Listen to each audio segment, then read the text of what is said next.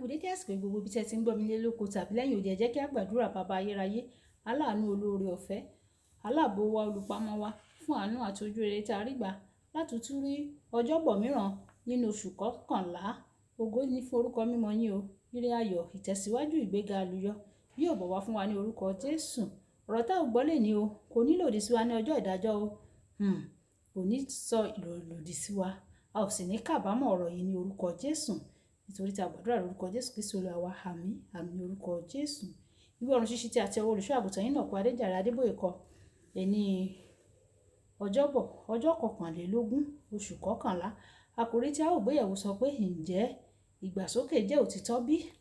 Ǹjẹ́ ìgbàsókè jẹ́ òtítọ́ bí? Àmú bíbélì àkọ́sórí wa nínú ìwé Mátíù orí 24 ẹsẹ̀ 18.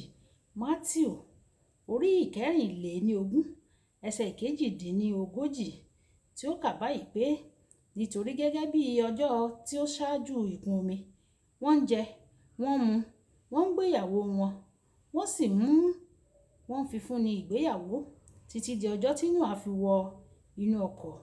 Nígbà tí a mú bíbélì kíkà wa nínú ìwé Tẹsalóníkà kínní orí 4 ẹsẹ̀ 13 títí di ẹsẹ̀ 17.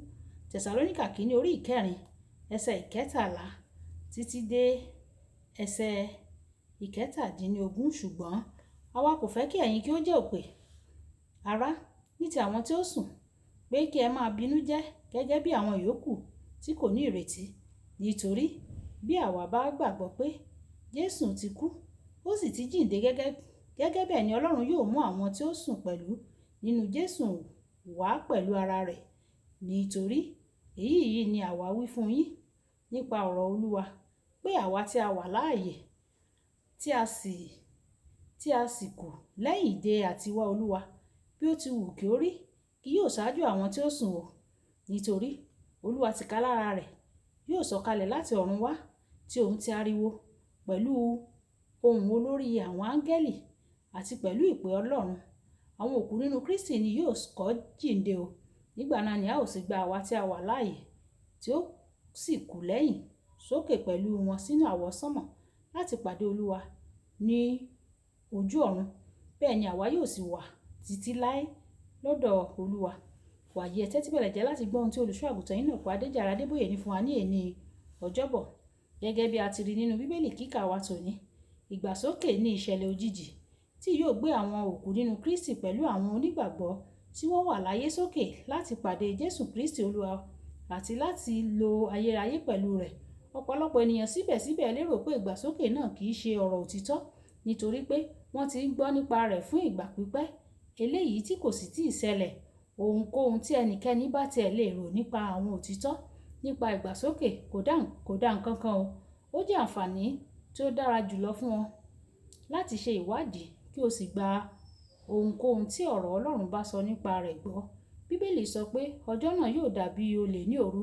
Nítorí èyí, o gbọ́dọ̀ wà ní ìmúrasílẹ̀ bí o kò bá fẹ́ kí o fi ọ́ sílẹ̀. Ìwé Tẹsalóníkà kínní orí 5 ẹsẹ̀ 1 dé 9. Ohun kan pàtàkì lára àwọn àsọtẹ́lẹ̀ tó wà nínú bíbélì ni pé wọ́n dàbí ohun tí kò ṣeé gbàgbọ́. Nígbà tí Àìsáyà tó sọ tẹ́lẹ̀ pé wúńdíá kan yóò bímọ, ìwé Àìsáyà orí 7 ẹsẹ̀ 14, ó dàbí pé kò bọ́gbọ́n mu rárá. Ní àkókò náà, ọ̀pọ̀lọpọ̀ ènìyàn yóò dúró láti wò bóyá wúńdíá kan yóò bímọ lóòótọ́. Síbẹ̀síbẹ̀ lẹ́yìn ọ̀pọ̀lọpọ̀ ọdún, Màríà bí Jésù Kristi o. Bóyá àwọn ènìyàn náà gba àsọtẹ́lẹ̀ tí Àìsáyà sọ gbọ́ tàbí bẹ́ẹ̀ kọ́, ọ̀rọ̀ Ọlọ́run di mímúṣẹ o.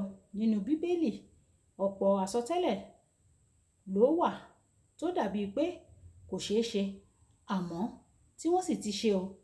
Bí bíbélì bá rí bẹ́ẹ̀ ní ìgbà náà, ó jẹ́ ohun ọgbọ́n láti gbàgbọ́ pé ìgbàsókè pẹ̀lú ó dájú.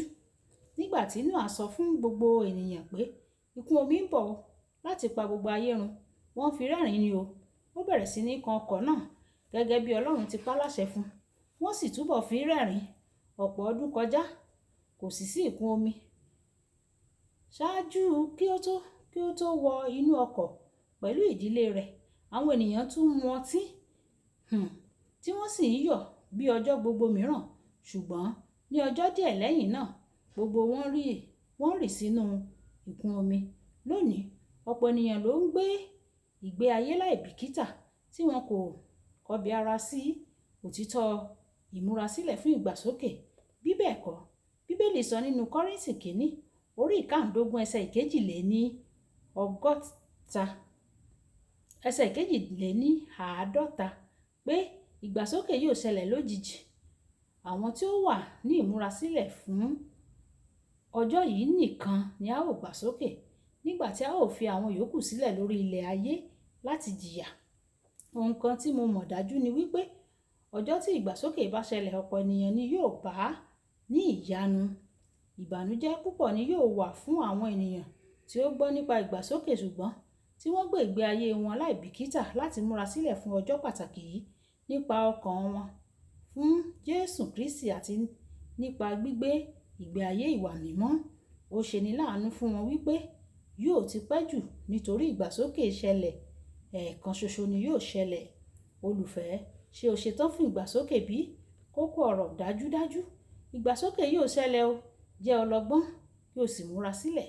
Ẹ jẹ́ ká sọ pé bàbá mi, Olúwa jọ̀wọ́ fún mi ní oore ọ̀fẹ́ láti wà ní ìmúrasílẹ̀ nígbà tí ìwọ Olúwa yóò bá yọ láwọ̀ sánmọ̀, tí ìwọ yóò bá gba àwọn àyànfẹ́ sókè. Fún mi ní oore ọ̀fẹ́ láti wà ní ìmúrasílẹ̀.